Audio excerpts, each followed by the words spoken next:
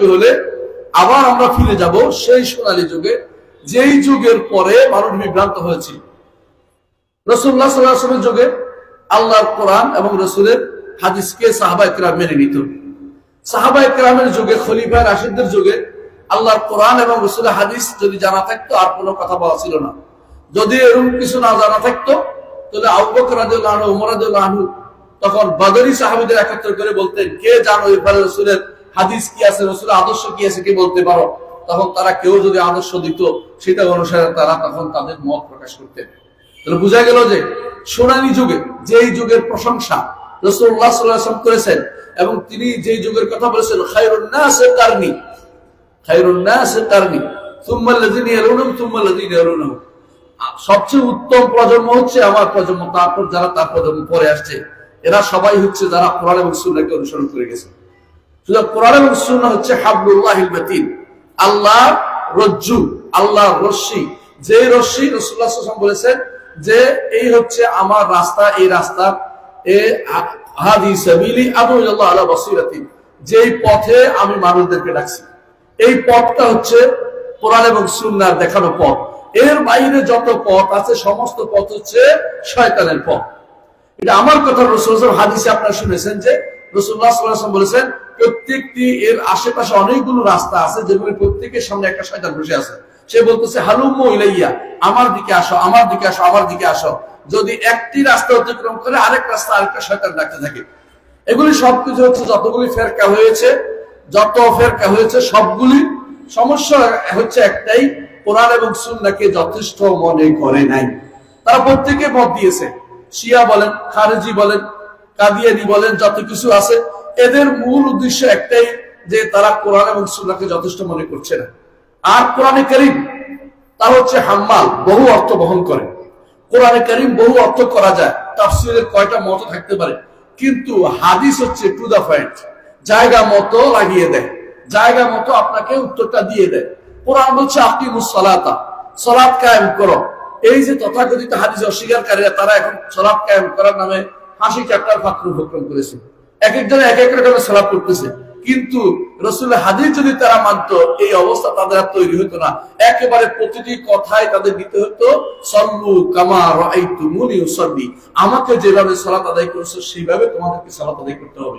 সুতরাং আহলে হাদিসরা, যারা যারা সালাফিরা, তারা সবচেয়ে বড় গুণ হচ্ছে এটাই, যারা কোরআন এবং সুন্নাহকে পুরোপুরি মেনে চলে।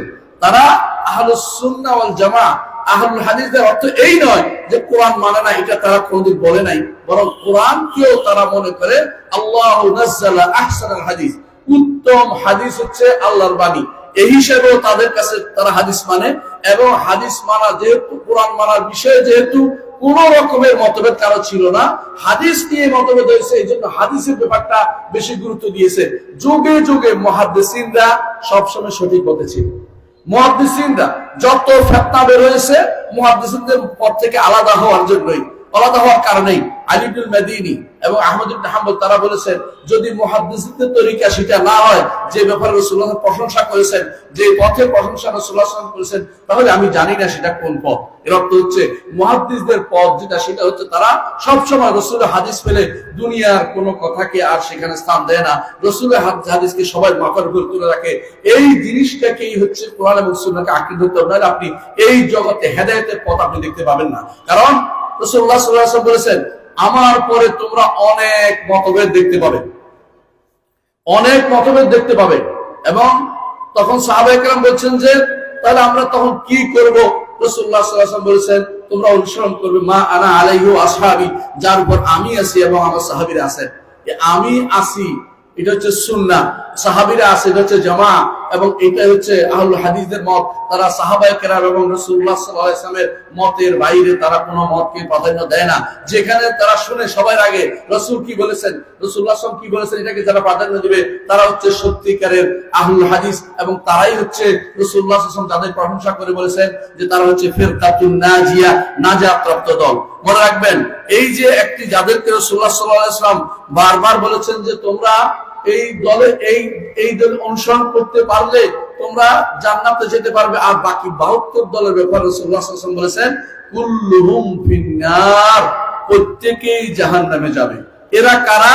যারা এই পথের অনুসারী হবে না। কারণ রাসূল আমাদেরকে পরিচয় তুলে ধরে দিয়েছেন। আপনার কাছে মনে হইতে পারে সংখ্যায় কম, কিন্তু আল্লাহ তাআলা বলছেন কালিলুম মিন ইবাদিয়াশ শাকুর, আমার শুকরগুজার বান্দারা সব কমই হয়ে থাকে। আবার কখনো বাড়বে কখনো কমবে। রাসূলুল্লাহ সাল্লাল্লাহু আলাইহি ওয়াসাল্লাম বলেছেন যে বাদাল ইসলামু গারিবান ওয়া সায়াউদু কামা বাদা ফাতুবা লিল গুরাবা। ইসলাম যখন শুরু হয়েছিল তখন অপরিচিত মানুষ থেকে শুরু হয়েছিল, নুজাউ মিনাল কাবাইল, ওই গোত্র থেকে একজন, ওই গোত্র থেকে একজন, দূর দূরান্ত থেকে বিভিন্নভাবে মানুষ আসছিল। তারপর রাসূল বলেছেন আবার সে অবস্থা বিরাজ করবে। আজ বাংলাদেশে মুসলিমের অভাব নাই, মুসলিম নামদারির অভাব নাই, কিন্তু কোরআন এবং সুন্নাহর প্রকৃত অনুসারীর অভাব আমাদের চোখের সামনে আছে। কারণ তারা প্রকৃত সত্যিকার মুসলিম দাবি করে, কিন্তু আবার যখন সুযোগ পায় তখনই তাবিল করে ফেলে, যখন সুযোগ পায় তখনই আবার তাকলিদ করে ফেলে, যখন সুযোগ পায় তখন উস্তাদের কথা তাদের কাছে প্রিয় হয়ে যায়, সুযোগ পায় তখন হাদিসের মধ্যে অপব্যাখ্যা শুরু করে দেয়, কোরআন আয়াতের অপব্যাখ্যা শুরু করে দেয়। এ হচ্ছে ওই সমস্ত নীতি, ওই সমস্ত লোক যাদের ব্যাপারে সাহাবায়ে কেরাম বলতেন যে উলাইকাল্লাযিনা সাম্মাহুমুল্লাহ, যাদের আল্লাহ নামকরণ করেছেন কি? যাদের অন্তরে ফিতনা আছে, যাদের অন্তরে ইবতিগাল ফিতনাতি ওয়া ইবতিগা তাউইল, কোরআনে আল্লাহ যেটা বলেছেন সেটাই হচ্ছে ওরা, যারা সহজভাবে কোন কোরআনের আয়াত হাদিসকে নিতে পারে না, সারাক্ষণ শুধু পেছাইতে থাকে। আপনাদের একটা উদাহরণ দিচ্ছি, শুনেন। রাসূলুল্লাহ সাল্লাল্লাহু আলাইহি ওয়াসাল্লাম, এই যে আপনি কয়েকদিন আগে সবাই আপনারা, যদিও আমরা মেরাজকে এই মাসের সাথে নির্ধারণ করি না, এটা কিন্তু আহলুস সুন্নাত ওয়াল জামাআহ, আমাদের আহলুল হাদিসের মতবাদ নয় যে নির্দিষ্ট এই মাসে হয়েছে এমন কোন আমরা বলি না। আমরা যে মেরাজ হয়েছে ঈমান আনতে হবে, কিন্তু তারিখ নির্ধারণ করা যাবে না। কিন্তু আমরা তো এটা সত্যি এটা জানি যে রাসূলুল্লাহ সাল্লাল্লাহু আলাইহি ওয়াসাল্লাম তিনি উপরে গেছেন, সাত আসমান ভেদ করে আরশের কাছে গেছেন এবং আল্লাহর সাথে কথা বলেছেন, এবং সেখানে সহিহ হাদিসে এসেছে, শাইখুল আলবানী বলেছেন কাবা কাউসাইনি আওয়াদনা, এটা ওখানে সূরা নাজমের আয়াত নয়, হাদিস আরেকটা মধ্যে উল্লেখ আছে যে এত কাছে আল্লাহ তাআলা গেছেন। এটা তো স্বীকার করি, আমরা স্বীকার করি না? স্বীকার করি। এখন এইটা এমন এক পয়েন্ট, যে পয়েন্টের কারণে আল্লাহকে উপরে মানতেই হয়, বুঝছেন? কিন্তু এরা তো আল্লাহকে উপরে মানবে না, এরা এখন ফিতনা তৈরি করে দিয়েছে। কি তাহলে যে মুসা আলাইহিস সালাম আল্লাহর সাথে কথা বলছেন তুর পাহাড়ে, তাহলে কি সেখানে আল্লাহ কি নিকটে আসছে কিনা? নাউযুবিল্লাহ। চিন্তা করে দেখছেন, সেখানে মুসা আলাইহিস সালাম আল্লাহর সাথে কথা বলেছেন, আল্লাহ আরশের উপর থেকেই তার সাথে কথা বলেছেন। আর মুসা আলাইহিস সালাম দুনিয়াতে ছিলেন, আল্লাহ ডেকে নেননি মুসাকে উপরে ডেকে নেননি, আর ইনি ডেকে নিয়েছেন, আল্লাহ তাআলা মুহাম্মদুর রাসূলুল্লাহ ডেকে নিয়েছেন। এই দুইটার মধ্যে পার্থক্য না করে তারা কি করে সবসময় কি করবে? যেখানে ইচ্ছা করে সন্দেহ তৈরি করা, সন্দেহজনক জায়গাতে যেগুলি সন্দেহ না এগুলি ফিট করবে উল্টা। আর আহলুস সুন্নাত ওয়াল জামাতের মানহাজ কি? আহলে হাদিসের মানহাজ হচ্ছে এটা যে বুঝতে হবে মুহকামের মুতাশাবিহ যদি কোনো কিছু হয়, বুঝতে অসুবিধা, এটা বুঝার জন্য নিতে হবে কোথায়? মুহকাম আয়াত, মুহকাম হাদিসের কাছে। এরা উল্টাটা করে না, এরা কি করে? শত হাদিসকে, শত আয়াতকে তারা টেনে নিয়ে একটি সন্দেহের কাছে নিয়ে গিয়ে কইবে যে এই তো একটা পাওয়া গেছে, সুতরাং সব শেষ। এই জাতীয় লোকগুলো অভাব নেই, এরা ফিতনাবাজ। এদেরকে আপনি চিন্তা রাখুন। কোরআন এবং সুন্নাহকে যথাযথ অনুসরণ করতে হবে। কারণ আমি কয়েকটা হাদিস করে আয়াত বলবো। রাসূলুল্লাহ সাল্লাল্লাহু আলাইহি ওয়াসাল্লাম বলেছেন ইন্নাল্লাহা ইয়ারদা লাকুম সালাসান, আল্লাহ তোমাদের জন্য তিনটি জিনিস সন্তুষ্ট, তিনটি জিনিসে। ওয়া ইয়াকরাহু লাকুম সালাসান, তিনটি জিনিস অসন্তুষ্ট পছন্দ করেন। তিনি পছন্দ করেন তোমাদের জন্য যে তোমরা একমাত্র আল্লাহর ইবাদত করবে, তার সাথে কাউকে শরীক করবে না, এবং তোমরা আল্লাহর রজ্জুকে আঁকড়ে ধরবে, বিচ্ছিন্ন হবে না। আল্লাহ তাআলা যে রজ্জু দিয়েছেন এটা হচ্ছে কোরআনে কারীম এবং রাসূলুল্লাহ সাল্লাল্লাহু আলাইহি ওয়াসাল্লাম বাণী ওহী যেটা দিয়েছে ওহীকে আঁকড়ে ধরতে হবে। এবং তিনি অপছন্দ করেন কিলকা অর্থ হলো, বুঝে আমরা বুঝি অনেকে যে অমুকের কথা, কিলা কালা বলা, সরাসরি কোরআন সুন্নাহ বাদ দিয়ে নিজের মন মতো কথা চালিয়ে দেয়, এগুলি সব কিলকার অন্তর্ভুক্ত। আবার কাসরাতুস সুআল, বেহুদা প্রশ্ন, আবার এদা আতুমাল, সম্পদ নষ্ট করে, এগুলিকে আল্লাহ তাআলা পছন্দ করেন। এটা হচ্ছে আল্লাহর রজ্জুকে আঁকড়ে ধরা, এটা আল্লাহ তাআলা পছন্দ করেন। এবং আল্লাহর রজ্জু হচ্ছে ওয়াহী, আর ওয়াহী হচ্ছে মাতলু ওয়া গায়রুল মাতলু। কোরআনে কারীম হচ্ছে তেলাওয়াত করা হয়, আর গায়রুল মাতলু হচ্ছে হাদিস রাসূল সাল্লাল্লাহু আলাইহি ওয়াসাল্লাম। এটাও আমাদের কাছে ওয়াহী। দুইটাকে অনুসরণ করার নাম হচ্ছে আমাদের কোরআনে। এই দুইটাকে অনুসরণ করা হলে আমাদের হেদায়েত হবে, আল্লাহ তাআলা সেটা সন্তুষ্ট হবেন। ও কোরআনে কারীম যে ওয়াহী, হাদিস যে ওয়াহী, এটা একটু দেখেন। কোরআনে কারীমে আল্লাহ তাআলা বলছেন ওয়া মা ইয়ানতিকু আনিল হাওয়া ইন হুয়া ইল্লা ওয়াহয়ু ইউহা, তিনি প্রবৃত্তিতে কোনো কথা বলেন না, যা বলেন সব কিসের থেকে বলেন? ওহী থেকে বলেন, ওহী থেকে বলেন। সুতরাং মুহাম্মদ রাসূলুল্লাহ সাল্লাল্লাহু আলাইহি ওয়াসাল্লাম যা বলেছেন সবটাই ওহী।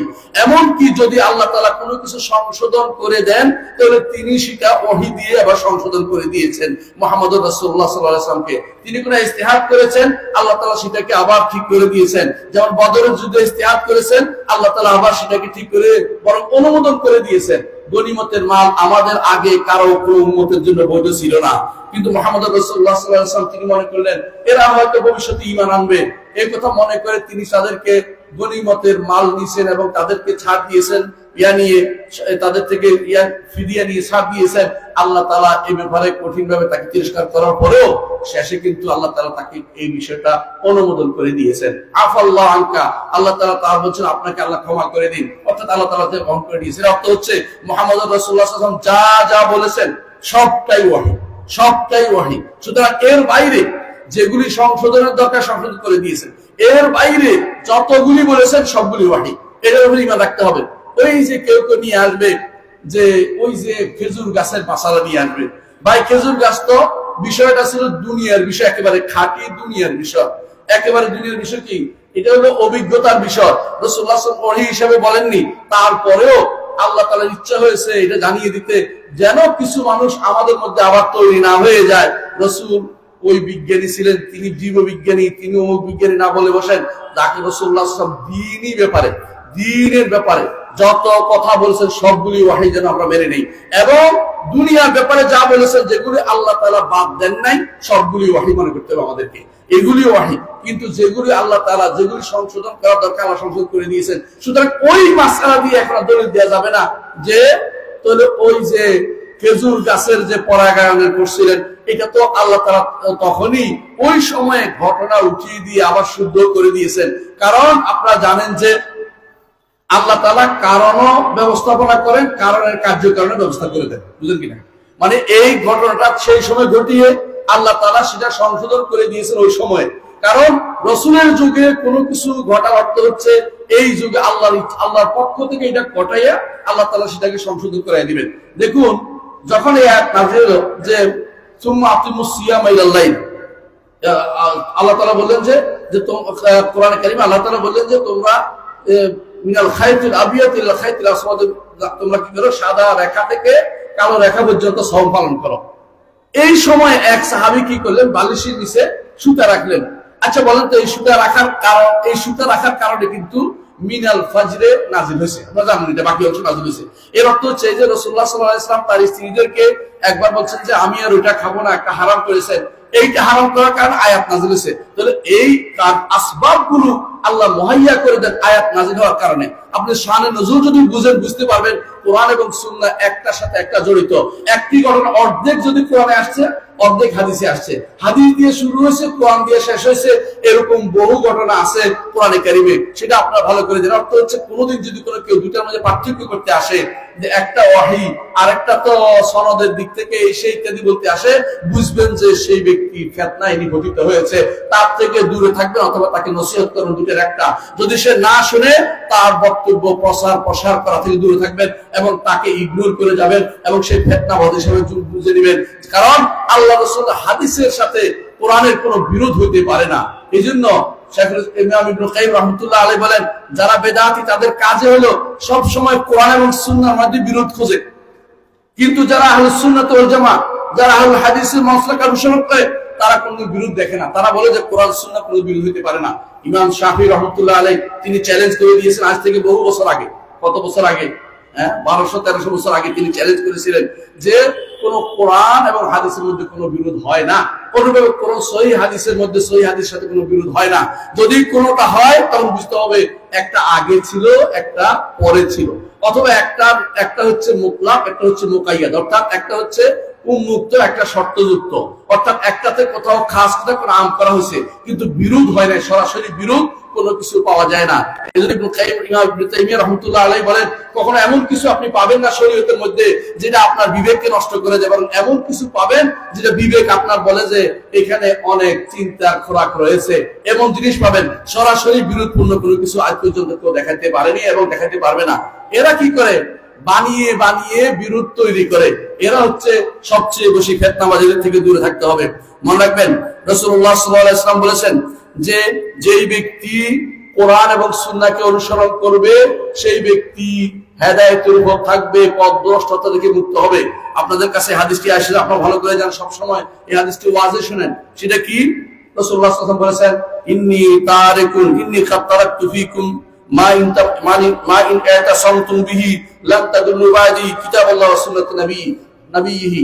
আমি তোমাদের মাঝে এমন জিনিস রেখে যাচ্ছি যা যদি তোমরা আঁকড়ে ধরো কখনো পথভ্রষ্ট হবে না। একটা হচ্ছে আল্লাহর কিতাব, একটা হচ্ছে সুন্নতে রাসূলুল্লাহ সাল্লাল্লাহু আলাইহি ওয়াসাল্লাম। রাসূল যেখানে বলেছেন এই দুইটা ধরলে আমরা কোনোদিন পথভ্রষ্ট হব না। আচ্ছা বলেন তো আর কোনো সমস্যা আছে? আর কোনো সমস্যা থাকার কথা? এই দুইটাকে যথাযথ আঁকড়ে ধরতে হবে আমাদেরকে। এই জন্য যুগে যুগে যুগে যুগে ইমামরা একটা কথা সবসময় বলেছেন যে আখুযু বিকিতাবিল্লাহ সুম্মা বিসুন্নতি রাসূলিল্লাহ, কিন্তু ইমাম শাফিঈ বলেছেন আখুযু বিকিতাবিল্লাহ ওয়া সুন্নতি রাসূলিল্লাহ, একসাথে তিনি বলেছেন। বুঝছেন কি কথাটা? বুঝেন নাই? যুগে যুগে ইমামরা বলতেন এটা যে আমি প্রথমে আল্লাহর কিতাব থেকে নিব, তারপরে রাসূলের হাদিস থেকে নিব, কিন্তু ইমাম শাফিঈ বলেছেন আমি আল্লাহর কিতাব এবং রাসূলের হাদিস থেকে একসাথে নিব। সুবহানাল্লাহ। এটা কি বুঝাতে বুঝছেন? মানে এখানে এই কথা আলাদা করার দরকার নেই। আমি যে কোরআন থেকে নিব, পাইলে নিয়েছি, হাদিস থেকে একসাথে নিব, একটা একটার বিরোধ পর্যায়ে আছে এরকম মনে করি না, বরং দুটাকে আমি সময় পর্যায়ে মনে করি। এই জন্য ইমাম শাফিঈকে বলা হয় নাসিরুস সুন্নাহ, নাসিরুস সুন্নাহ, সুন্নাহর সাহায্যকারী। যেমনি ভাবে ইমাম আহমদ ইবনে হাম্বলকে বলা হয় নাসিরুল আকীদা ওয়াল মানহাজ, আকীদা ও মানহাজের তিনি সাহায্যকারী ছিলেন। আল্লাহ তাআলা দুই ইমাম দিয়ে আমাদেরকে বড় ধরনের সাহায্য করেছেন, যাতে করে পরবর্তী লোকেরা পথভ্রষ্ট হয়ে গেলে দেখাতে পারি তোমার এই নীতি কি ইমাম শাফিঈ না তোমার নীতি কি মাহমুদের, কার নীতি তুমি অনুসরণ করবে তুমি এখন চিন্তা করে দেখো। সুতরাং আমাদেরকে রাসূলুল্লাহ সাল্লাল্লাহু আলাইহি ওয়াসাল্লাম যেটা বলেছেন যে এই দুইটি যদি আঁকড়ে ধরতে পারো, একটা হচ্ছে আল্লাহর কিতাব এবং রাসূলুল্লাহ সাল্লাল্লাহু আলাইহি ওয়াসাল্লাম হাদিস, তাহলে তোমরা কোনোদিন পথভ্রষ্ট হবে না। এই হাদিসটি কয়েক জায়গায় এসেছে, বিশেষ করে আপনারা জানেন যে হাদিসটি বাইহাকিতে এসেছে এবং মুওয়াত্তাতে এসেছে। এই হাদিসটি সনদ সহিহ বলে শাইখুল আলবানী রাহমাতুল্লাহ আমাদেরকে জানিয়েছেন। এবং রাসূলুল্লাহ সাল্লাল্লাহু আলাইহি ওয়াসাল্লাম বলেছেন, আরেকটি হাদিসে আপনি দেখেন রাসূলুল্লাহ সাল্লাল্লাহু আলাইহি ওয়াসাল্লাম বলেছেন ইফতারাকাতিল ইয়াহুদ ওয়ান নাসারা আলা 72 ফিরকা অর্থ 73 ফিরকা। ইহুদ ও নাসারা 73 ফিরকায় বিভক্ত হয়েছে। এই উম্মত 72 ফিরকায় বিভক্ত হবে এবং তার মধ্যে একটি ফিরকা, কোন বর্ণনা আছে 73 ফিরকায় বিভক্ত হবে, 72 ফিরকা ইহুদি নাসারা বিভক্ত হয়েছে, এই উম্মত 73 ফিরকায় বিভক্ত হবে। একটি দল ছাড়া বাকি সবাই জাহান্নামে যাবে। তো রাসূলুল্লাহ সাল্লাল্লাহু আলাইহি ওয়াসাল্লাম সাহাবীরা জিজ্ঞাসা করলেন ইয়া রাসূলুল্লাহ এরা কারা? তো রাসূলুল্লাহ সাল্লাল্লাহু আলাইহি ওয়াসাল্লাম বলেন যা আমি আছি এবং আমার সাহাবীরা আছে। এইটাও রাসূলের সুন্নাতকে আঁকড়ে ধরতে বলে, রাসূলের সুন্নাতকে আঁকড়ে ধরতে হবে। রাসূল এবং কোরআন কারীম আল্লাহ তাআলা রাসূলের কাছে যা নাযিল করেছে সেটাকেও আঁকড়ে ধরতে হবে। আল্লাহ তাআলা বলেছেন ইত্তাবিউ মা উনজিলা ইলাইকুম মির রাব্বিকুম, তোমরা অনুসরণ করো তোমাদের রবের কাছ রবের পক্ষ থেকে তোমাদের কাছে যা নাযিল করা হয়েছে। ওয়ালা তাত্তাবিউ মিন দুনি আউলিয়া, এইটা বাদ দিয়ে আল্লাহ যা নাযিল করেছে সেটা বাদ দিয়ে দুনিয়ার কোন রকমের ওলি গ্রহণ করা যাবে না। কালিলাম মা তাযাক্কারুন, কমই তোমরা শিক্ষা গ্রহণ করে থাকো। এর অর্থ হচ্ছে নাযিল করা হয়েছে, কোরআন নাযিল হয়েছে, সুন্নাহও নাযিল হয়েছে। আপনারা জানেন সুন্নাহর মধ্যে একটা সুন্নাহ আছে সরাসরি আল্লাহর বাণী, সেটা কি হাদিসে কুদসি। হাদিসে কুদসি আল্লাহর বাণী, হাদিসে কুদসি রাসূলুল্লাহ সাল্লাল্লাহু আলাইহি ওয়াসাল্লামের কাছ দিয়ে আসছে, কিন্তু এটা আল্লাহর বাণী। আর যেগুলি হাদিস এগুলি অর্থটা আল্লাহর পক্ষ থেকে আর শব্দটা হচ্ছে রাসূলুল্লাহ সাল্লাল্লাহু আলাইহি ওয়াসাল্লাম, কিন্তু হাদিসে কুদসিটা সরাসরি আল্লাহর বাণী, কিন্তু কোরআন নয়। এটা কোরআন নয়, কিন্তু এটা আল্লাহর বাণী। এটা যদি বুঝেন তাহলে সহজ হবে যে আল্লাহর বাণী কিন্তু কোরআনের সীমাবদ্ধ না। আল্লাহর বাণী কে সীমাবদ্ধ করবে? আল্লাহ তাআলা যেখানে বলেছেন যে যদি 7 সমুদ্র 13 নদী 7 সমুদ্র যদি কোনো কি হইতো কালি হইতো, আর যদি জগতের সমস্ত গাছগুলি কি হইতো সাজাত আকলাম কলম হইতো, আল্লাহর কালিমা লেখে শেষ করতে কেউ পারবে না। আল্লাহর বাণী এত বেশি, আল্লাহ প্রতিদিন কথা বলেন, কিন্তু তথাকথিত কিছু ব্যক্তিরা আসছে এখন আল্লাহ কোরআন কি পর্যন্ত সৃষ্ট বলছে। আপনাকে জানেন সেটা বই লিখে বলছে বুনিয়াদি আকীদা, বইয়ের মধ্যে বলতেছে এই কোরআন তো আল্লাহর বাণী না। নাউজুবিল্লাহ। তাহলে তারা পড়ে কেন? এই কোরআন আল্লাহর বাণী না হলে নামাজে পড়ে কেন? এদের যে কত বিভ্রান্তিতে আছে আপনি কি জানেন? এই গোষ্ঠীগুলো বেশি আমাদের সমাজে, এদের সংখ্যা 80%-এর মতো, অথচ এরা বিভ্রান্তিতে লিপ্ত। আল্লাহর কোরআন সম্পর্কে তারা এখন সৃষ্ট বলে, এদের ভিডিও এখন অনবরত বের হচ্ছে। এদের জবাব দেওয়ার মতো সুবহানদের দরকার আমি মনে করি, যারা প্রত্যেকটি কথা প্রত্যেকটি দলিল ভিত্তিক জবাব দিবে যে এই লোকে কুফরি খেলার মধ্যে লিপ্ত আছে, যারা আল্লাহর কোরআনকে, এই কোরআনকে আরবি কোরআন আল্লাহর বাণী না, নাউযুবিল্লাহ। তো আল্লাহর বাণী তো কোন ভাষায়? তাদের কাছে আল্লাহ তাআলা কথা বলেন না, অর্থাৎ আল্লাহ তাআলা কথা কেউ শুনতে পায় না, আল্লাহ তাআলার কথার কোনো বর্ণ হতে পারে না, আল্লাহ তাআলার কথার কোনো শব্দ হতে পারে না। এরা সবগুলো হচ্ছে বিভ্রান্ত। তারা কোরআনকেও মানছে না, হাদিসকেও তারা বিকৃত করছে। তারা তাদের হাদিস বিকৃত করার জন্য যত রকমের দুর্বল হাদিস নিয়ে আসে, সেগুলি দিয়ে সহিহ হাদিসের বিপরীতে দাঁড় করে দিতে চেষ্টা করে। এদের মতো বিভ্রান্ত খুব কমই আছে। এই জন্য আমি সুবহানকে অনুরোধ জানাবো, আপনাদের প্রত্যেকে এখন থেকে সিদ্ধান্ত নিতে হবে যে আমি হব দ্বীনের হামি, আল্লাহর পক্ষ থেকে দাঁড়াবো, দ্বীনের জন্য নাস ও সুন্নাহ হব। আমি শাফিঈর মত হব, আহমদ ইবনে হাম্বলের মত হব। আকীদা এবং মানহাজের বিরুদ্ধে যারা করবে এবং সুন্নাহর বিরুদ্ধে যারা চলবে, এদের বিরুদ্ধে আমি পর্বত সম দাঁড়িয়ে যাব এবং এদেরকে আমি সঠিক পথের পথ দেখাবো। দেখুন আল্লাহ তাআলা আরো বলেছেন, ফাস্তামসিক বিল্লাযী উহিয়া ইলাইকা ইন্নাকা আলা সিরাতিল মুস্তাকিম। আপনার কাছে যা ওহী হিসাবে নাযিল করা হয়েছে আর সেটাকে আপনি ধারণ করে রাখুন। আল্লাহ তাআলা কোরআনও দিয়েছেন, সুন্নাহ ওহী আকারে দিয়েছেন, সেটাকে ধারণ করতে হবে। আল্লাহ তাআলা আরো বলেছেন, সুম্মা জাআলনাকা আলা শারিআতিন মিনাল আমরি, আপনাকে শরীয়তের উপর রেখেছি। এর অর্থ হচ্ছে এই শরীয়তের বাইরে যা আছে আল্লাহ তাআলা সেটাকে বলছেন, ওয়ালা তাত্তাবি আহওয়া আল্লাযীনা লা ইয়ালামুন, যারা প্রবৃত্তির অনুসরণ করে চলে। অর্থাৎ কোরআন সুন্নাহ না হলে প্রবৃত্তি, কোরআন সুন্নাহর বিপরীতে গেলে প্রবৃত্তি। কথা বুঝেন? কোরআন সুন্নাহ যেটাকে প্রমাণ করে, এটা থেকে ইস্তেমবাদ যারা করবে, এটা কিন্তু প্রবৃত্তি না। আমি এটা আবার বলছি, নইলে আপনি বলবেন যে অনেক কিছু আমরা বের করি, মাসআলা যেটা বের করে আলেমরা বের করেছে যুগে যুগে, এটা প্রবৃত্তি না। কিন্তু আপনি যখন হাদিসের বিপরীতে নিজের মত তৈরি করে দিবেন, সেটাই প্রবৃত্তি। আল্লাহ তাআলা বলছেন, ওয়ালা তাত্তাবি আহওয়া আল্লাযীনা লা ইয়ালামুন, যারা জানে না তাদের প্রবৃত্তির অনুসরণ আপনি করবেন না। আপনাদের কি মনে আছে? আমরা তো অবশ্যই কেন আল্লাহর কোরআন এবং রাসূলের হাদিস নিয়ে যথেষ্ট হতে হবে। কারণ একটা হাদিস বলি, ওমর রাদিয়াল্লাহু একদিন তিনি তাওরাতের একটা খণ্ড এনে পড়তে আরম্ভ করলেন। রাসূলের দিকে তাকান নাই, পড়তেছেন, মনে করে যে পড়তেছে, ভালো জিনিসও পড়তেছে এটা মনে করে। এরপরে যখন রাসূলুল্লাহ সাল্লাল্লাহু আলাইহি ওয়াসাল্লাম তাকায় দেখলেন যে রাসূলুল্লাহ সাল্লাল্লাহু আলাইহি ওয়াসাল্লামের মুখে রক্তের মতো আভা ফুটে উঠছে। হাব্বার রুম্মান হাদিসে আসছে যে রুব্বানের দানা যেরকম লাল হয় সেরকম লাল হয়ে উঠছে। তখন তিনি ভয় পেয়ে গেলেন এবং তিনি বললেন যে না, আমি ভুল করেছি, আমি এটা করতে পারি না। তিনি সব ছেড়ে দিলেন, বললেন যে আমরা আল্লাহ এবং রাসূল যথেষ্ট আমাদের জন্য, এই আল্লাহ যা দিয়েছে যথেষ্ট। কেন? অথচ তাওরাত তো আল্লাহর কিতাবে ছিল এক সময়। তারপরেও রাসূলুল্লাহ সাল্লাল্লাহু আলাইহি ওয়াসাল্লাম অনুমোদন করেননি এবং তিনি বলেছেন, আমুতাহাওয়াকুন আনতুম ইয়া ইবনুল খাত্তাব, ইবনুল খাত্তাব পেরেশান হয়ে গেছো, এত তাড়াতাড়ি পেরেশান হয়ে গেছো। ওয়াল্লাহি লা ইউতিমুল্লাহু হাযাদ দ্বীন, আল্লাহ তাআলা এই দ্বীনকে পূর্ণতা দিবেন। পূর্ণতা আল্লাহ তাআলা দিয়েছেন। তিনি বলেছেন, আল-ইয়াউমা আকমালতু লাকুম দীনাকুম ওয়া আতমামতু আলাইকুম নি'মাতি ওয়া রাদিতু লাকুম ইসলাম দীনা। ইসলামকে দ্বীন হিসেবে দিয়ে আল্লাহ তাআলা এই আমাদেরকে পূর্ণ করে দিয়েছে। ইসলাম দ্বীন পূর্ণ হওয়ার পরে সেখানে আর কিছু ঢুকানোর সুযোগ নাই, বাইরে কিছু খুঁজে আনার সুযোগ নাই। ইসলাম পরিপূর্ণ, এই পরিপূর্ণ কোরআন এবং সুন্নাহ দিয়ে হয়ে গেছে। কোরআন এবং সুন্নাহ দিয়ে হয়ে গেছে। জান্নাতে যাওয়ার জন্য একটা বিশাল গোষ্ঠী, যাদেরকে আল্লাহ তাআলা জান্নাতে ঘোষণা করে দিয়েছেন অলরেডি, সাহাবায়ে কেরামের বিশাল গোষ্ঠী যাদেরকে জান্নাতে ঘোষণা করে রাদিয়াল্লাহু আনহু ওয়া রাদু আনহু আল্লাহ বলে দিয়েছেন, এরা কোরআন এবং সুন্নাহ মেনে জান্নাতে চলে গেছেন। আপনি বাইরের সমস্ত নীতি, যারা সমস্ত কুফরি নীতি অবলম্বন করছেন অথবা যে সমস্ত নিজের মন গড়া নীতি বানিয়ে নিচ্ছেন, এগুলি আপনার কোন কাজে লাগবে? জান্নাতে যেতে হলে ওই পদ্ধতিতে অনুসরণ করতে হবে যেই পদ্ধতিতে আগের লোকেরা জান্নাতে চলে গেছে। এই জন্য ইমাম মালিক রাহমাতুল্লাহ আলাইহি বলতেন, লা ইসলু আখির হাযিল উম্মাহ ইল্লা মা আসরাউ লাহা, আমার এই উম্মতের শেষ ভাগের লোকদেরকে সেই জিনিস ঠিক করে দিবে, শুদ্ধ করবে যে জিনিস উম্মতের প্রথম লোকদেরকে ঠিক করে দিয়েছে। উম্মতের প্রথম লোক কারা? সাহাবায়ে কেরাম। এদেরকে কিসে ঠিক করেছে? কোরআন এবং সুন্নাহ। শেষে এখনো আমাদেরকে যদি ঠিক হইতে হয়, ফিরে আসতে হবে কোরআন এবং সুন্নাহর দিকে। যদি এর বাইরে আমরা চলি, হেদায়েতের আশা দুরাশা হয়ে যাবে। হেদায়েত কোনোদিন আপনি পাবেন না, হেদায়েত কোনোদিন আপনি পাবেন না। এই জন্য যখন ঈসা আলাইহিস সালাম আসবেন, তিনি কিন্তু নতুন কোন শরীয়ত নিয়ে আসবেন না। তিনি রাসূলুল্লাহ সাল্লাল্লাহু আলাইহি ওয়াসাল্লাম যা রেখেছেন, সেটাই যা দিয়ে গেছেন, রেখে গেছেন, সেটাই শুধু বাস্তবায়ন করবেন, নতুন কোন শরীয়ত আনবেন না। ইমামরা বলেছেন এই জন্য যে দুইটা জিনিস অনেকের সন্দেহ হতে পারে, তিনি তো জিজিয়া নেবেন না, তিনি তো ওইটা করবেন, কারণ জিজিয়া গ্রহণ করবেন না। তিনি বলবেন যে ঈমান আনতে হবে। এই জন্য অর্থাৎ তিনি এটা হক ইসলামের শরীয়ত দিয়ে দিয়েছেন। রাসূল বলে দিয়েছেন যে ওই সময় পর্যন্ত জিজিয়া চলতে পারে, কিন্তু এরপরে ইমানদার হবে, নাহলে তাকে হত্যা সম্মুখীন হতে হবে। ঈসা আলাইহিস সালাম আসলে সেই সময় ব্যাখ্যা করা হয়েছে এটা, অর্থাৎ সীমা দিয়েছেন রাসূল সাল্লাল্লাহু আলাইহি ওয়াসাল্লাম, কিন্তু ঈসা আলাইহিস সালাম নতুন কোনো তথ্য, নতুন কোনো কিছু নিয়ে আসবেন না, কারণ তিনি রাসূলুল্লাহ সাল্লাল্লাহু আলাইহি ওয়াসাল্লামের এই শরীয়তের উপরে তিনি মানুষদেরকে দ্বীন ও ঈমানের দিকে আহ্বান করবেন, এবং এই শরীয়তের উপরে তিনি তার রাষ্ট্র প্রতিষ্ঠিত হবে, এই শরীয়তের উপরে তিনি সবকিছু চালাবেন। কিছু মানুষ তো এখন নতুন করে তৈরি হয়েছে, কি বলে জানেন, নতুন কিছু সুযোগ পাইলেই প্রত্যেকে নিজের মন ভাব তৈরি করে যে ঈসা আলাইহিস সালাম আসলে তিনি অমুক মাযহাবে তিনি চালাবেন দেশ। নাম বললাম না, বুঝতে পারছেন আপনারা? এগুলি সব হচ্ছে বানোয়াট কথা, নিজের মন গড়া, নিজে যা মনের ভিতরে আছে, হ্যাঁ, সেটা সবসময় প্রচার করতে সব ভালোবাসে।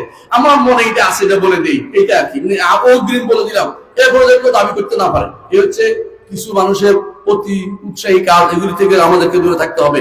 মনে রাখবেন, আল্লাহ তাআলা কোরআনে কারীম বলেছেন, ইয়া আইয়ুহাল্লাযীনা আমানু ইসতাজীবু লিল্লাহি ওয়া লির-রাসূল ইযা দাআকুম লিমা ইউহয়িকুম। হে ঈমানদারগণ, ইসতাজীবু লিল্লাহি ওয়া লির-রাসূল, আল্লাহর ডাকে সাড়া দাও, রাসূলের ডাকে সাড়া দাও। দেখছেন তো, আল্লাহর ডাক মানে কোরআনের ডাক, রাসূলের ডাকে অর্থ হাদিসের ডাক, এই ডাকে আপনাকে সাড়া দিতেই হবে। দেখুন, রাসূলুল্লাহ সাল্লাল্লাহু আলাইহি ওয়াসাল্লাম যখন জীবিত ছিলেন সাল্লাল্লাহু আলাইহি ওয়াসাল্লাম, তখন তার কাছে মানুষ যেত বিভিন্ন জিনিস জানার জন্য। রাসূলুল্লাহ সাল্লাল্লাহু দুনিয়া থেকে চলে গেছে, আমরা কোথায় যাই? হাদিসের কাছে যাই, হাদিস থেকে আমরা শিক্ষা নিই। এইটা আমাদেরকে ওমর রাদিয়াল্লাহু আনহু শিক্ষা দিয়েছেন, এইটা আমাদের আবু বকর রাদিয়াল্লাহু আনহু শিক্ষা দিয়েছেন। আবু বকর রাদিয়াল্লাহু আনহু একদিন বলেন যে জাদ্দা আসছে, দাদি এসে বলতেছে, এক দাদি, অর্থাৎ একজনের দাদি আর কি, এসে বলতেছে আমার মিরাজ কোথায় বলেন। তো তিনি বললেন যে আমি তো তোমার মিরাজ খুঁজে পাচ্ছি না।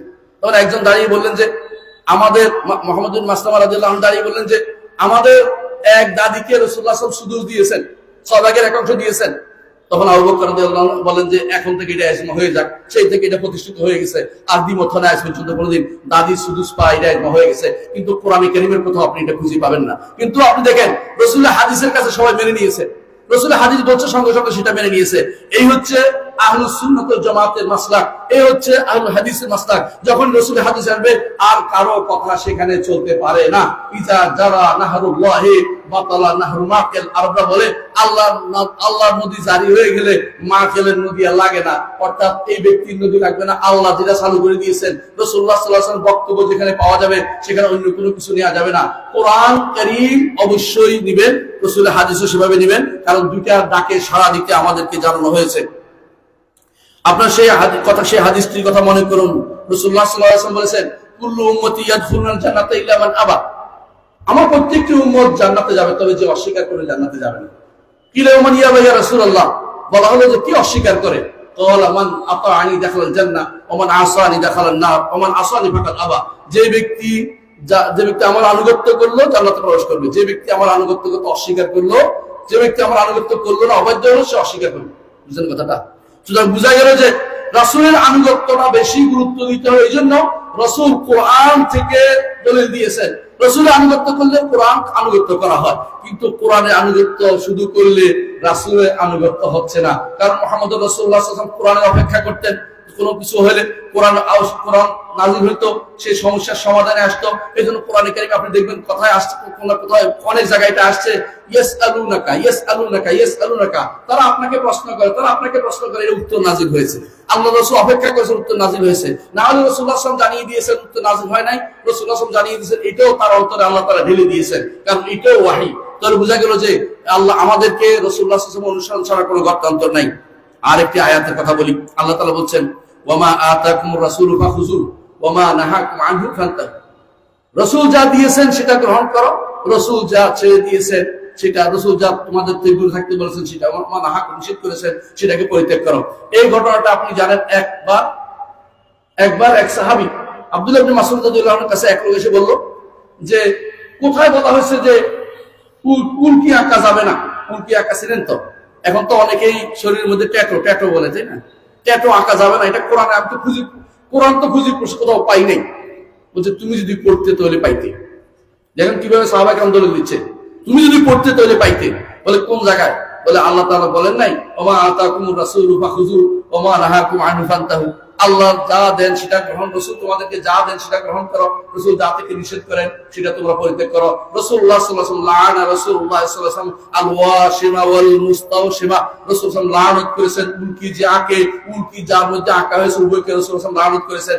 দলিল দিয়েছেন কোন আয়াত দিয়ে যাতে মানতে বাধ্য হয়। বলতেছেন না পারে যে আমি কোরআনে তো পাই নাই, কোরআন বলছে রাসূল যা বলেন সেটা আপনাদেরকে মেনে নিতে হবে। সুবহানাল্লাহ। আজকে এমন অবস্থা দাঁড়িয়েছে, আশ্চর্য হবেন। আমি আমার ইউনিভার্সিটিতে একদিন বসে আছি, তো এক গল্পটা বলি, শুনলাম ভালো লাগবে আপনাদের। তো একজন এসে বলতেছে, জাকারিয়া বলতো, মানে আমাদের মুরব্বী মানুষ, গান যে হারাম যে কোথায় পাইছো? কোরআন, কোরআন দিয়ে দলিল দিবি। আমি বলতে হাদিসে আছে। হাদিস তো অনেক কথাই আছে, না নিবে না সে জোর করে, আমাদের কোরআনও আছে। কোরআনে কোথায় আছে? আমি বলছি অমিনান নাস মান ইয়াশতারি লাহুল হাদিস লিয়ুদিল্লা আন সাবিলিল্লাহ। এটা তাফসীরে, এটা তো সবাই তো কোরআন ইয়াত লাহুল হাদিস বলতে গান কি বুঝাইছে, গান বাদ্য কি বুঝাইছে? কাজে তুমি তো ব্যাখ্যা করে দিলে, আমি ব্যাখ্যাই তো করতে হবে কোরআন, আপনি তো ব্যাখ্যা করার অধিকার রাখেন না। ব্যাখ্যা তো আমাকেই করতে হবে, কারণ আমি তো এই ফিল্ডের লোক, আপনি হচ্ছেন ইতিহাসের লোক, আপনি এই ব্যাখ্যাটা শুনতে হবে আমার কাছ থেকে। তাকে বুঝাই দিলাম, সে নিতে রাজি হয় না কেন, তার কাছে তার মন মতো ব্যাখ্যা, সে গান শুনবে হারাম নেওয়ার জন্য, তখন সে কোরআনও নিবে না, হাদিসও নিবে না। খেয়াল করেন জিনিসটা। কিন্তু মুখে বলতেছে যে হাদিস তো কত কিছুই আছে, কিন্তু কোরআন হলে সে নিবে। আমাকে একজন আত্মীয় বলতেছে একদিন, তোমার তাফসীরটা পড়েছো, তুমি বেশি বেশি হাদিস নিয়ে আসছো, শুধু কোরআন কি তাফসীর করা যায় না? আমরা বলছি সুবহানাল্লাহ, কোরআন দিয়ে কোরআন তাফসীর তো আমরা করেছি, ওখানে আছে। হাদিস দিয়ে কোরআন তাফসীর হবে, এটাই তো নিয়ম। সাহাবা কেন বক্তব্য দিয়ে কোরআন তাফসীর হবে, এটাই তো নিয়ম। কিন্তু আপনি শুধুমাত্র কোরআন দিয়ে তাফসীর কেন বলতেছেন? না, হাদিসের ব্যাপারে আমার কাছে অমুক অমুক, মানে এটা সন্দেহ ছড়ায়, এরা সব সন্দেহ ছড়াচ্ছে।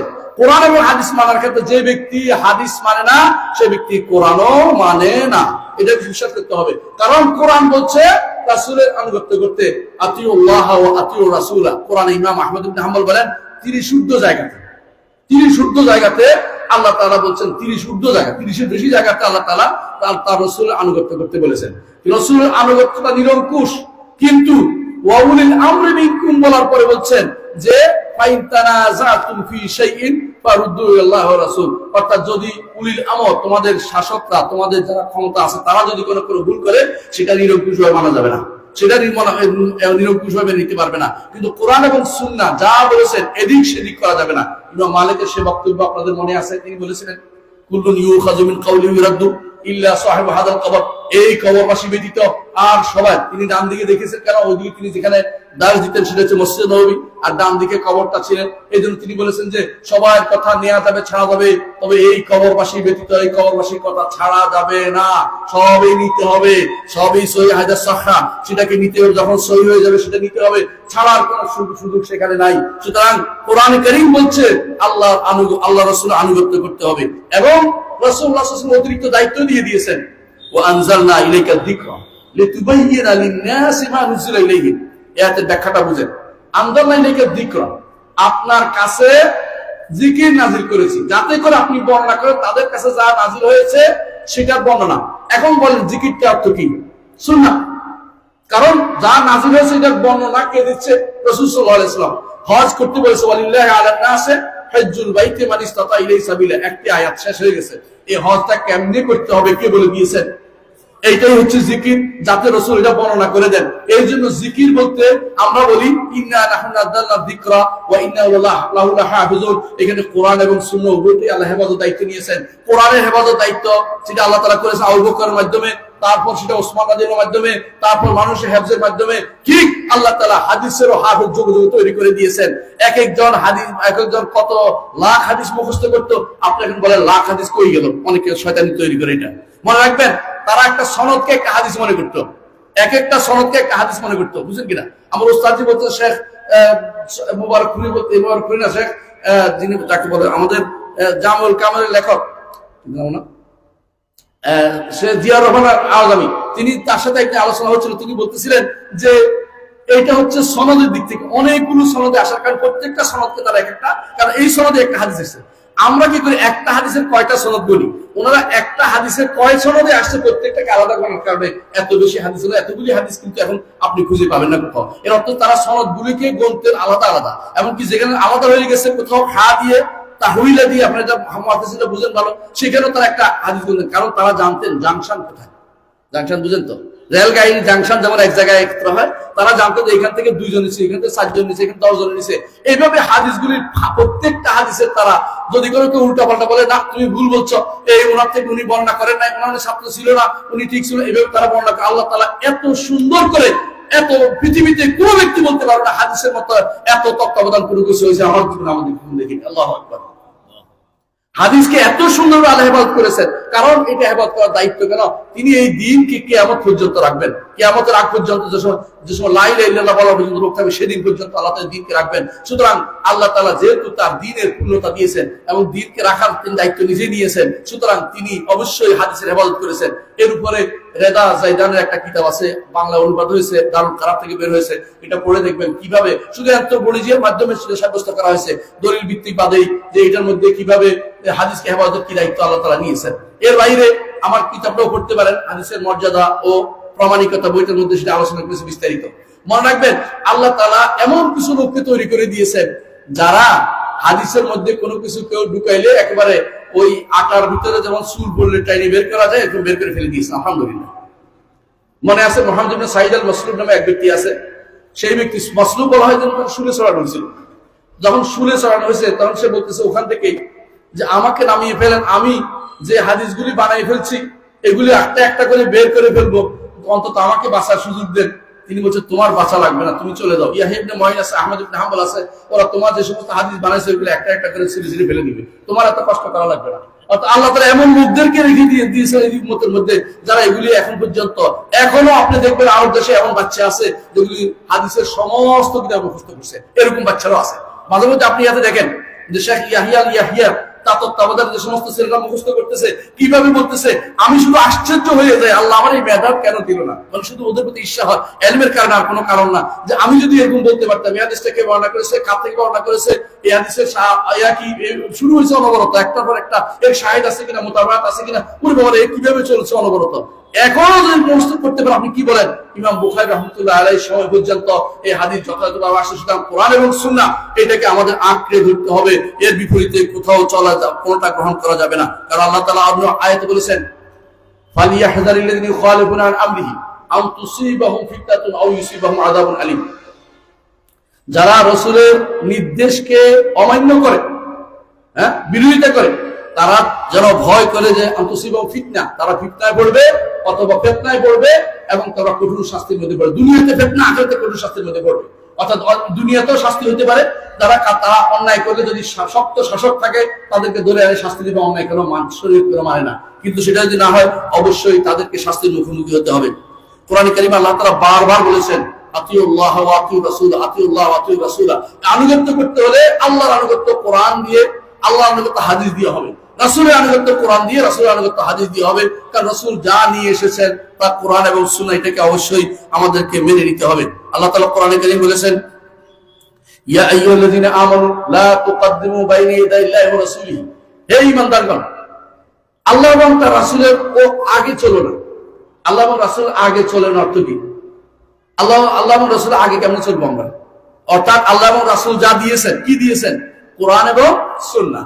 এর অগ্রণী হইও না, সামনে এগিয়ে যেও না, বরং সম্মানের সাথে সেটাকে যা বলে তা মেনে নাও। তাদের আগে চলার চেষ্টা করো, তাদের থেকে বেশি হেদায়েত পাওয়ার চেষ্টা করো না। তাদের থেকে তারা যে হেদায়েত দিয়েছে এর থেকে বেশি অন্য কোথাও হেদায়েত তোমরা পাবে না। এই জন্য আল্লাহ তাআলা আয়াতে বলেছেন, ওয়ামা কানা লিল মুমিনিন ওয়ালা মুমিনাতিন ইযা কাদাল্লাহু ওয়া রাসূলুহু আমরান আন ইয়াকুনা লাহুমুল খিয়ারাতু মিন আমরিহিম। আল্লাহ তাআলা ওয়ামা কানা লিল মুমিনিন ওয়ালা মুমিনাতিন, ঈমানদার নারী পুরুষ, ঈমানদার নারী পুরুষের জন্য এটা কখনো জায়েজ নয়, এটা কখনো জায়েজ নয়। আল্লাহ এবং তার রাসূল কোনো ফয়সালা দিয়েছেন যে তারা ফয়সালার মধ্যে এখন খুঁজবে, এই তারা ফয়সালার মধ্যে কি খুঁজবে? যে আইয়াকুল খিয়ারাতু মিন আমরিহিম, যে এটা কি তার ফয়সালা কি নেওয়া যাবে কিনা, অপশন খোঁজার কোনো সুযোগ রাখা হয় নাই। কথা বুঝলেন কিনা? অপশন করার সুযোগ রাখা হয় নাই। বেশিরভাগ মানুষ, উদাহরণ দিচ্ছি দাড়ির ব্যাপার নিয়ে, দাড়ির ব্যাপারে অনেকে অপশন খোঁজে। অনেকে বলে যে দাড়ি কটটুক কি করতে হবে, করতে হবে, দাড়ি রাখাকে সুন্নত কিনা, মানে চেষ্টা করতেছে কোন রকম এটা থেকে বেরিয়ে যাওয়ার জন্য। এইটা কিন্তু চলবে না, দাড়িটা কিন্তু আপনার রাখতেই হবে। এই জন্য উম্মতের মধ্যে যারা ভালো লোক ছিলেন তাদের সবাই দাড়ি ছিল, আপনারা জানেন। এমনকি আমি উদাহরণ বোঝানোর জন্য উদাহরণটা দিচ্ছি, দাঁড়িয়ে শুধু একটা না, অনেক কিছু এরকম আছে যে আমরা অনেক কিছুই ছাড় খুঁজতে থাকি, কিন্তু আল্লাহ এবং তার রাসূল কোনো কিছু যদি কোনো আমাদের সিদ্ধান্ত দিয়ে দেন সেখান থেকে কোনো ছাড়ের অনুসরণ করা যাবে না। সেখানে খুঁজতে হবে আল্লাহ এবং রাসূল যা বলেছেন, সেখানে আল্লাহর সন্তুষ্টির জন্য রাসূলুল্লাহ সাল্লাল্লাহু আলাইহি ওয়াসাল্লামকে অনুসরণ করে যেতে হবে। এবং রাসূলুল্লাহ সাল্লাল্লাহু আলাইহি ওয়াসাল্লাম অনুসরণের মধ্যে রয়েছে আল্লাহর আনুগত্য করা। এই জন্য আল্লাহ তাআলা কোরআনে কারীম বলে দিয়েছেন, মাইয়ুতির রাসূলা ফাকাদ আতা আল্লাহ, যে কেউ রাসূলের আনুগত্য করবে সেই ব্যক্তি আল্লাহর আনুগত্য করলো। বুঝছেন কথাটা? রাসূলের আনুগত্য করলে আল্লাহর আনুগত্য হয়, কিন্তু আল্লাহর আনুগত্য যদি ঠিক মতো করতে রাসূলের আনুগত্য হয়ে যেত, কিন্তু আল্লাহর ঠিক মতো না করার কারণে রাসূলের আনুগত্য দাবি করে আমরা আল্লাহর আনুগত্য করছি, আল্লাহর আনুগত্য করে না। যেখানে আল্লাহ তাআলা কোরআনে কারীমে 63 জায়গাতে বলছে যে আমার রাসূলের আনুগত্য করো, সেখানে কিভাবে বলতে পারে যে রাসূল তো শুধুমাত্র বার্তা বাহক? রাসূল শুধু বার্তা বাহক নয়, বার্তার ব্যাখ্যাদাতাও। বার্তা কিভাবে পরিচালনা করতে হবে সেটা তিনি বলে দিয়েছেন, বার্তাকে কিভাবে আমল করতে হবে তিনি বলে দিয়েছেন, এবং আমলে নিয়ে দেখিয়ে দিয়েছেন আমলে জিন্দেগিতে। তারা হচ্ছেন সাহাবায়ে কেরাম রিদওয়ানুল্লাহি আলাইহিম আজমাইন। সেই জন্য রাসূলের সুন্নাতের এবং আল্লাহর বাণীর সত্যিকারের ব্যাখ্যা যদি কেউ দিয়ে থাকেন, সেটা কারা দিয়েছেন? সাহাবায়ে কেরাম। সাহাবায়ে কেরাম ব্যাখ্যা করেছেন। হ্যাঁ, নতুন কোন মাসআলা আসলে ভিন্ন কথা, কিন্তু বেশিরভাগ যে সমস্ত আকীদার বিষয় সাহাবায়ে কেরাম আকীদাকে ধারণ করছেন না? ধারণ করছেন কিনা? ধারণ করেছেন। সাহাবায়ে কেরামের কাছে আল্লাহ তাআলার সিফাতের বিষয়গুলো এত স্পষ্ট ছিল, একবারে স্পষ্ট ছিল। সাহাবায়ে কেরাম এইগুলি নিয়ে কোনো উচ্চবাচ্য করেননি, এগুলি তারা মেনে নিয়েছেন। এমনকি আপনারা জানেন, একটা ঘটনা বললে বুঝতে পারবেন। রাসূলুল্লাহ সাল্লাল্লাহু আলাইহি ওয়াসাল্লাম একজনকে বললেন যে আমার মেহমানকে কে খাওয়াবে? তো এক সাহাবী বললেন যে আমি নিয়ে দাও, বাসায় যে কিছুই নেই। তো বলে যে বাচ্চাদেরকে ঘুম পাড়িয়ে দাও, ওনাকে খাওয়াতে হবে। তো বাচ্চাদের ঘুম পাড়িয়ে দিয়েছে, আর তারা ওই হাত নিয়েছে খাবার মধ্যে, কিন্তু খায় নাই। ও তারা খেয়েছে। রাসূলুল্লাহ সাল্লাল্লাহু আলাইহি ওয়াসাল্লাম বললেন যে আল্লাহ, এক বর্ণনায় আসে তিনি আশ্চর্য, আল্লাহ তাআলা আশ্চর্য, আরেক বর্ণনায় বলছে আল্লাহ তাআলা খুশি হয়েছেন, আল্লাহ তাআলা হেসেছেন তোমাদের কর্মকাণ্ড দেখে। আরো এরকম আরেকটা বর্ণনাতে একই রকম শব্দ আসছে, এবং সেটা আমি আলোচনা করি, সেটা আপনারা পাবেন এইতে ইমাম ইবনে কুদামা আল-মাকদিসির বইতে পাবেন। তো সেখানে উল্লেখ আছে, হাদিসটা উল্লেখ আছে যে রাসূলুল্লাহ সাল্লাল্লাহু আলাইহি ওয়াসাল্লাম এটা বলার পরে এক বেদুইন ছিল সেখানে। বেদুইন দাঁড়িয়ে বললেন, বেদুইন কি বললেন যে আমি যে আল্লাহ হাসেন তার থেকে খারাপ কিছু আশা করি না। তাহলে হাসাটা তাহলে সাহাবায়ে কেরাম বুঝছেন তো। কিন্তু এখন আপনি যদি কোনো জিজ্ঞাসা করেন, এখানে অনেকগুলো মাদ্রাসা আছে আশেপাশে, এদেরকে আল্লাহ তাআলা হাসেন, আপনাকে পিঠে না বলবে আল্লাহ তাআলা কেমনে হাসেন, নাউযুবিল্লাহ। বুঝছেন কথাটা? তারা যে কোরআনও অনেক সময় মানে, আপনি দেখেন ইন্না রাব্বাকুমুল্লাহু আল্লাযী খালাকাস সামাওয়াতি ওয়াল আরদা বাইনাহুমা ফি সিত্তাতি আইয়াম সুম্মা ইসতাওয়া আলাল আরশ। ইস্তাওয়া আলাল আরশ নিয়ে তারা বহু বিপদে আছে। ইস্তাওয়া আলাল আরশ, আল্লাহ আরশের উপর সে তারা মানতে রাজি নেই। এরা আল্লাহর আরশের উপর মানে না। কেন মানে না? এরা বিভিন্ন রকম অপব্যাখ্যা করতে থাকে, কিন্তু তারাই ইস্তাওয়ার অর্থ অন্য জায়গায় করে। কোথায় করে? আল্লাহ তাআলা কোরআনে কারীম বলেছেন, ফাইযা ইসতাওয়াইতা আনতা ওয়া মা'আকা আলাল ফুলকি, যখন আপনি এবং আপনার সাথী যারা আছে তারা নৌকার উপর উঠবেন, তখন বলেন এটা তখন আল্লাহ শিখিয়ে দিয়েছেন নূহ আলাইহিস সালামকে, সেখানে বাধ্য হয়ে নৌকার উপর উঠাই তখন করে। বুঝছেন না কথাটা? আবার ওয়াস্তাওয়াত আলাল জুদি পাহাড়ের উপর উঠবে যখন নৌকা উঠছে যখন নৌকা, সেখানে কিন্তু ঠিকই ও উপর ওঠার উপাদেশ করে। সেখানে বলে না যে না তিনি জুদি পাহাড় দখল করছে নৌকা দিয়ে, এটা বলে না। বুঝলেন না কথাটা? কিন্তু এখানে এসে অর্থ করে কি, জুদি পাহাড় দখল করছে মানে আল্লাহ তাআলা তার আরশ দখল করছে। নাউযুবিল্লাহ, আল্লাহ আরশ ছুটে গেছেন কোনদিন। এরা হচ্ছে অপব্যাখ্যার ডালবে তৈরি করে। কেন?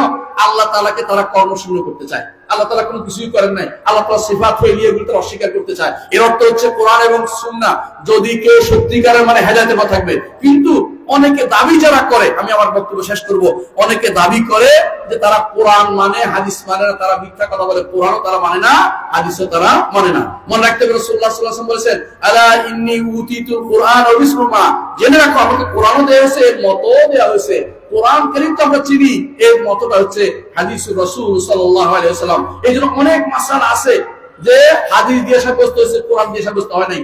আরাফার মাঠে যে দাঁড়াইতে হবে, আল হাজ্জু আরাফা, এটা যে রোকন হয়েছে, এটা কোন কারণে হয়েছে, কোন কোরআন দিয়ে হয়েছে, এটা তো হাদিস দিয়ে হয়েছে, এটা তারা মেনে মানতে হবে, তাকে বাধ্যতামূলক। শুধু একটা উদাহরণ দিলাম, এরকম বহু উদাহরণ আমি আমার গল্পে উল্লেখ করেছি যে যদি যদি আপনি কোরআন মানে আপনাকে হাদিস মানতে হবে, হাদিস মানতে কোরআন একটা একটার সাথে ওতপ্রোতভাবে জড়িত, এটার সাথে কোনো ভিন্নতা পোষণ করা যাবে না। যদি দ্বীন মেনে চলতে হয়, শরিয়া মেনে চলতে হয়, আল্লাহ তাআলা সন্তুষ্টি অর্জন করতে হয়, যদি হেদায়েতের উপর থাকতে হয়, যদি রহমতের উপর থাকতে হয়, যদি পথভ্রষ্ট থেকে মুক্তি পেতে হয়, কোরআন এবং সুন্নাহকে জীবনের সর্বক্ষেত্রে কার্যকর রাখবো এবং কোরআন এবং সুন্নাহকে মেনে চলবো এবং এর মাধ্যমে শুধুমাত্র হেদায়েতের পথে যাব। আমরা এই দাওয়াতই দিব। এই দাওয়াতের পরে আমাদেরকে কেউ যদি কাদিয়ানি বলে, আমাদেরকে সবই বলে, কিছুই বলার নেই, মিথ্যুক তারা। কারণ কাদিয়ানি নতুন নবুয়তের দাবি করছে, আমরা তো সেটা করি না।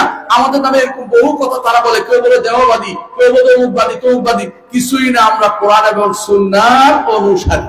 আমরা কোনো বাদী নয়, কোরআন এবং সুন্নাহর অনুসারী।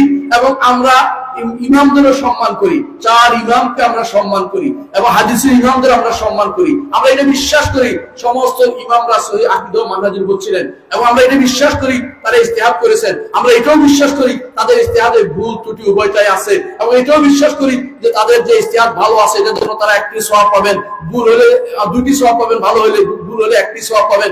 আমাদেরকে সমস্ত একজনের কথাই মেনে নিতে হবে, যদি হয় তাহলে মুহাম্মদুর রাসূলুল্লাহ সাল্লাল্লাহু আলাইহি ওয়াসাল্লাম।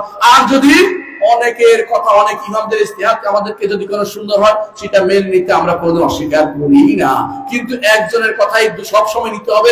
এটা যে ব্যক্তি বলবেন সে ব্যক্তি এই জায়গাতে বিশাল ভুল করে আছেন। আমরা এই জায়গাটুকু সংশোধন করতে চাই এবং আকীদা বিশ্বাসকে সংশোধন করতে চাই। কোরআন এবং সুন্নাহ মেনে আমরা দুনিয়া থেকে যেতে চাই। আল্লাহ আমাদের তৌফিক দান করুন। সুবহানাকাল্লাহু ওয়া বিহামদিকা আশহাদু আল্লা ইলাহা ইল্লা আনতা আস্তাগফিরুকা ওয়া আতুবু ইলাইক। আসসালামু আলাইকুম ওয়া রাহমাতুল্লাহি ওয়া বারাকাতুহু। আলহামদুলিল্লাহ।